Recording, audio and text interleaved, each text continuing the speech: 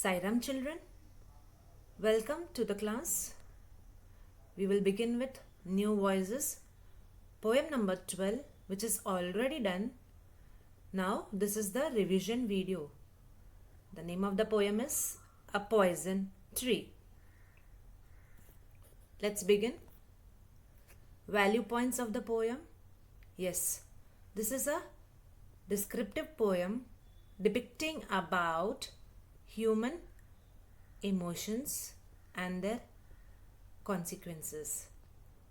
Let's begin with The Poison Tree by William Blake provides a clear lesson on how to handle anger both with a friend and enemy. It makes a powerful statement about how conflict should be handled. Yes, the poet warns about the ill effects of holding malice, hatred inside oneself. Yes, it's not good to have these things inside in our mind like malice and hatred. The poem is a metaphor for what happens when one allows anger to grow within. Yes, it is a comparison between the anger and the growing tree. How anger is also growing inside your mind, and when it is growing, what happens? Let's see. In the first paragraph, the speaker describes getting angry at his friend. He's getting angry with his friend. This is situation A. The speaker, however, expresses his feelings and the conflict between the two friends is resolved.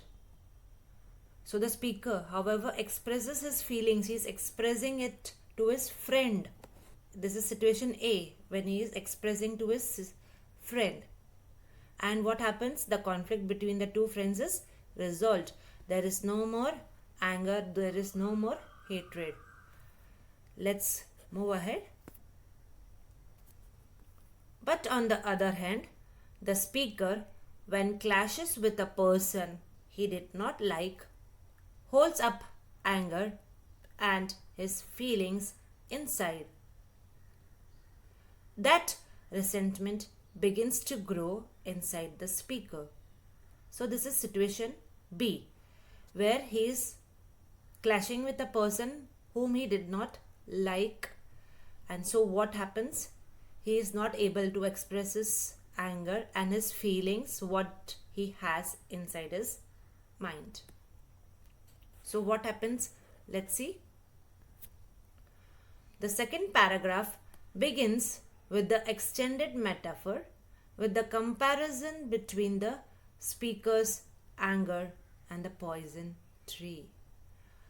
So the comparison begins here with the anger and the poison tree, how the anger is growing, and same way the tree, how it is growing in the garden, the anger is growing inside and getting cultivated. How? Let's see. The point the poet is trying to make here is that fear and malice can make a person act out of character and lose his emotional balance. Yes, due to fear and hatred. Extended anger is malice. So what will happen? You will lose your emotional balance. You will not be happy whenever you face that person. And what will be the consequences? Let's see. Despite the speaker harboring much anger and hatred, the enemy is not aware of this growing fury. His friend, who is his enemy, not his friend, correct? His enemy is not aware of his anger and his fury. So let's see. The speaker nurtures this hatred and waters it with tears and deceitful smiles. Yes, so how is he nurturing his anger? How is he cultivating, as I said?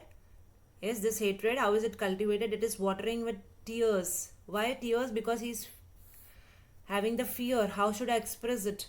Because of which he is in tears and he is giving false smile to his friend. And sarcastic smiles.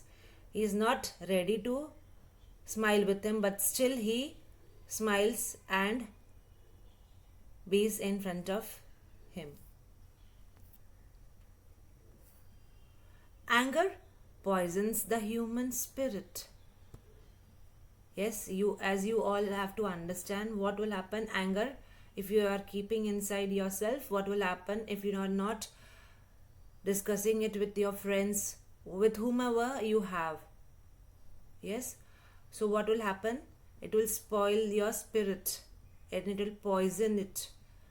This tree, that is anger and wrath, bears the fruit of the narrator's fury in the form of an apple.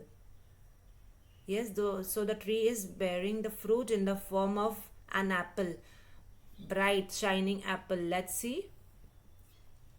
The result is that the enemy desires this apple despite realizing that it belongs to the speaker. Okay. The speaker lures the enemy into the garden and he ends up eating the apple and gets eradicated. So the speaker is trying to attract his enemy, and yes, he is saying that his enemy is in the garden and he is eating that poisonous apple, and what happens? He is outstretched. He is no more after eating that apple. And when he is imagining in this way, what happens? He is very happy. Thus, the last lines indicates that the narrator finds comfort at the end. Yes, so when he is seeing his enemy is no more lying under the tree, so he is happy. Mentally he is feeling very happy because all his frustration, anger has gone after seeing his enemy that he is no more. The poet trusts on the importance of communication between two people to avoid the fruit of the poison tree. So what is poet emphasizing? On the communication between two people, whether the person is your friend or whether he is your enemy. Still you have to have a clear communication so that you can avoid what? Anger, hatred, and what else? The fruit of the poison tree. Yes, you have to understand that you are human as well as the person whom you dislike. Yes, even he is human. So you have to carry good qualities, and for that you have to have good understanding and communication. So what is the message we get? The message of the poem is that if we hold anger within and nurture it, it is poisonous and can harm others in the in every way. Whatever you can do and think, to the extent it will harm you also as well as others also. So in the first verse, the narrator sets the stage for this message by stating that when he is angry with someone and tells the person, his anger ceases. His anger is no more. So he has given you a practical solution to this. Yes, consequences. What will happen in situation A when you are assuming your person to be friend? So you are disclosing your problem, and then what happens? The problem is resolved. But when it is situation B, and you think the person is your enemy and you're not disclosing, so what happens? The problems grow and they are nurtured, and what happens? The end result, landing up emotional imbalance as well as hatred and causing harm as well as doing anything wrong. So what does the poet say? So we should have a clear communication and resolve our problems immediately. Yes? Let's move on to the comprehension part. Page number 128 and 129. Answer these questions with reference to context. Number 1. And my foe beheld it shine, and he knew that it was mine. In this context, you have to answer these questions. A. What did the foe see? The foe saw the fruit of the poet's wrath, that is an apple. B. Why did it shine? Yes, it shine because the fruit grew both day and night.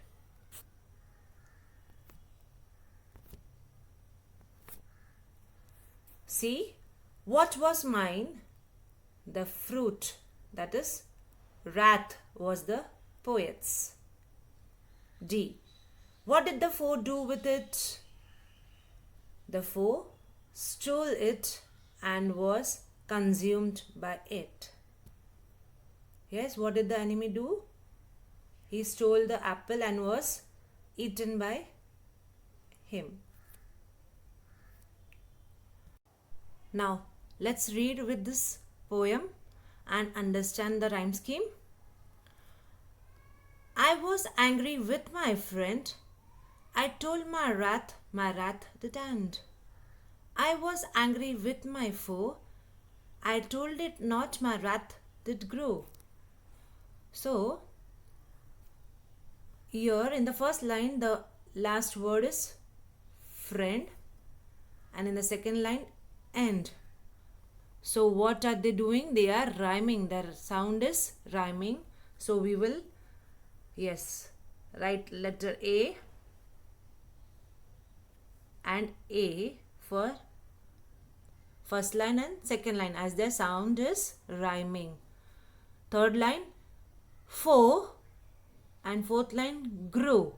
Foe and grow. Again they are rhyming, so we'll give them the letter B and B. So what is my rhyme scheme? A, B, B. Let's move on to second stanza. And I watered it in fears, night and morning with my tears. Again, the first line fears and second line tears. They both are rhyming. So we will, yes, have A for first line A, second line A. And I sunned it with smiles and with soft deceitful wiles. So again, smiles and wiles, B, B. So again, my rhyme scheme will be A, B, B. So both the stanzas are having same rhyme scheme. Let's move on to third and fourth stanzas.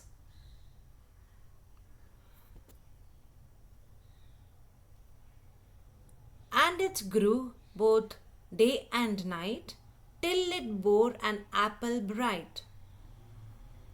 So, again here night and bright, they are rhyming. So, A, B for bright, night and bright, A. Shine and mine, again B. So, here also the rhyme scheme is A, B. Let's look at the last stanza. And into my garden stole when the night had veiled the pole. Stole and pole again AA. In the morning glad I see my foe outstretched beneath the tree. So you can see again here also C and tree, they are rhyming. So last stanza also is having the same rhyme scheme, that is AA and BB. Yes, children? So all the stanzas in this poem are having the same rhyme scheme.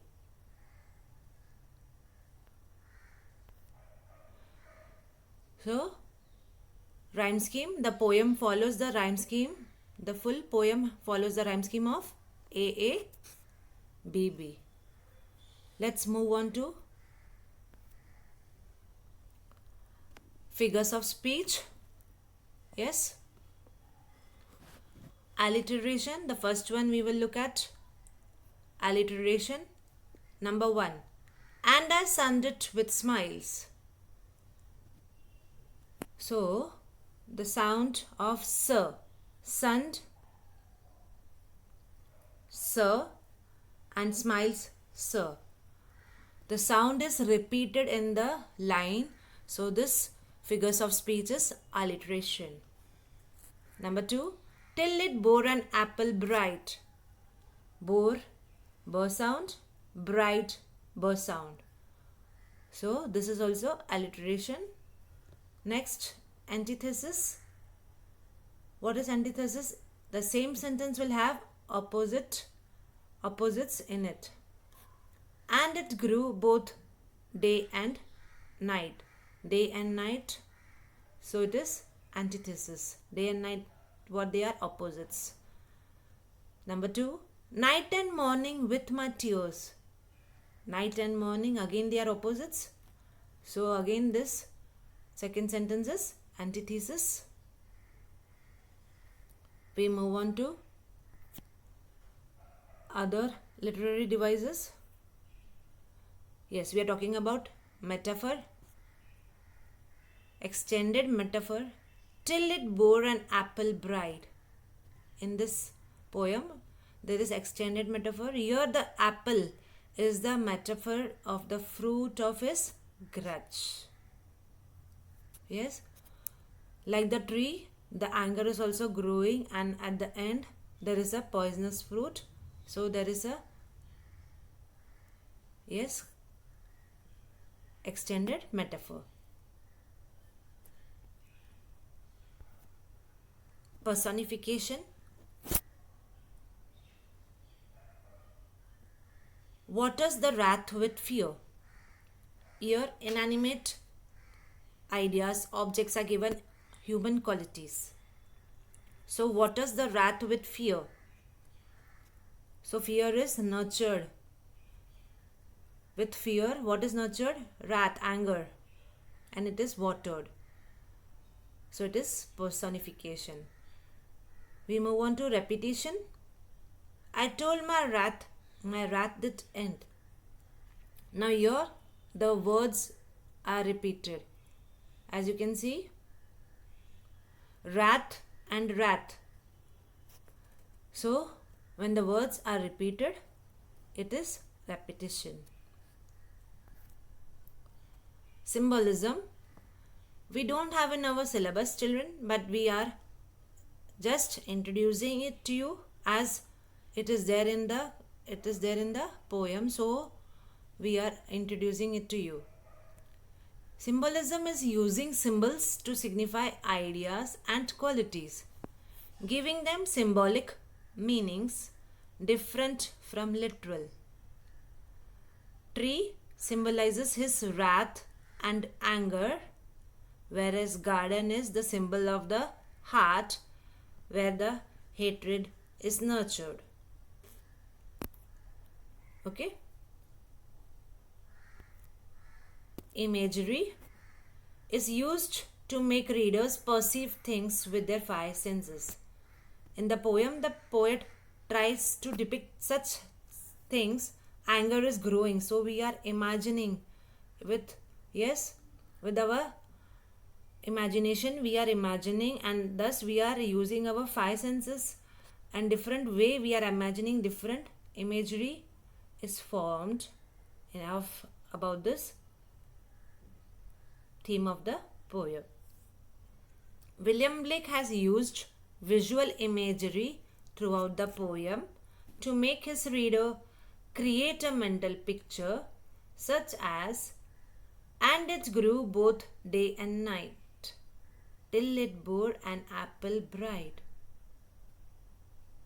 Yes, so we are imagining it was growing both day and night till it bore an apple bright. Apple is bright, shining apple. My foe outstretched beneath the tree. Yes, again his imagination that his foe is going into the garden having that apple and outstretched lying beneath the tree. So here we come to the end of this revision session of the poem A Poison Tree. See you in the next session. Till then, bye. Have a good day.